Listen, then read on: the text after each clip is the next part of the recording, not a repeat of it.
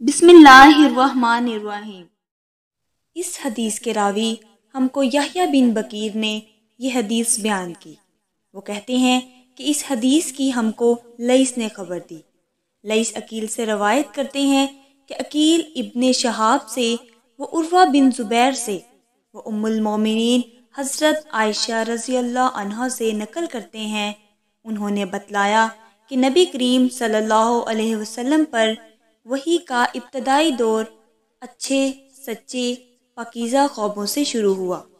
آپ صلی اللہ علیہ وسلم خواب میں جو کچھ دیکھتے وہ صبح کی روشنی کی طرح صحیح اور سچا ثابت ہوتا۔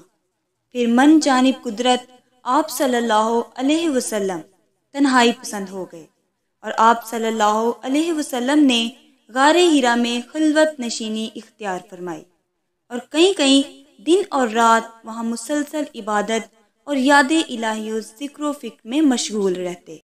جب تک گھر آنے کو دل نہ چاہتا توشہ ہمراہ لیے ہوئے وہاں رہتے۔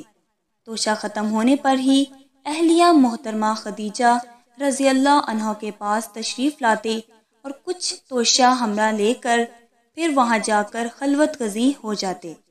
یہی طریقہ جاری رہا یہاں تک کہ آپ صلی اللہ علیہ وسلم پر حق منکشف ہو گیا، اور آپ صلی اللہ علیہ وسلم غار ہرا ہی میں قیام پذیر تھے کہ اچانک جبرائیل علیہ السلام آپ صلی اللہ علیہ وسلم کے پاس حاضر ہوئے اور کہنے لگے کہ اے محمد پڑھو۔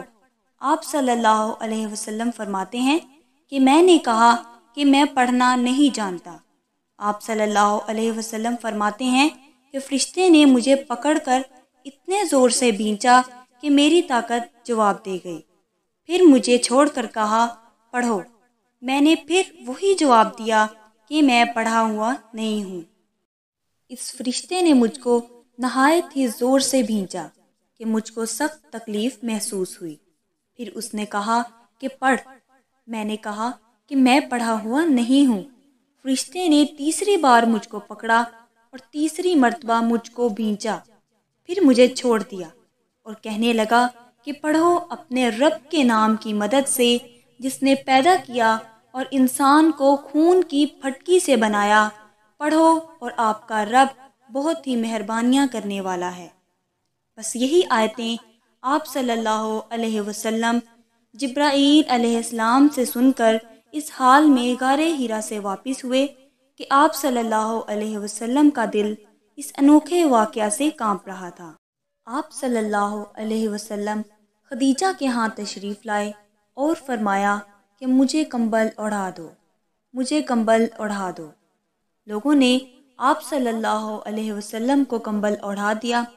جب آپ صلی اللہ علیہ وسلم کا ڈر جاتا رہا تو آپ صلی اللہ علیہ وسلم نے اپنی زوجہ محترمہ حضرت خدیجہ رضی اللہ عنہا کو تفصیل کے ساتھ یہ واقعہ سنایا اور فرمانے لگے کہ مجھ کو اب اپنی جان کا خوف ہو گیا ہے۔ آپ صلی اللہ علیہ وسلم کی اہلیہ محترمہ خدیجہ رضی اللہ عنہا نے آپ صلی اللہ علیہ وسلم کی ڈھارس بندھائی اور کہا کہ آپ کا خیال صحیح نہیں ہے۔ اللہ کی قسم آپ کو اللہ کبھی رسوا نہیں کرے گا۔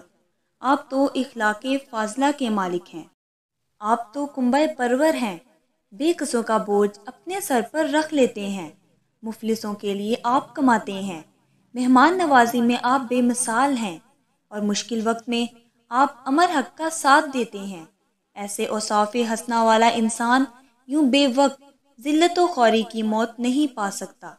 پھر مزید تسلی کے لیے خدیجہ رضی اللہ عنہا آپ صلی اللہ علیہ وسلم کو ورقہ بن نوفل کے پاس لے گئیں، جو ان کے چچا زاد بھائی تھے اور زمانہ جاہلیت میں نصرانی مذہب اختیار کر چکے تھے اور عبرانی زبان کے کاتب تھے۔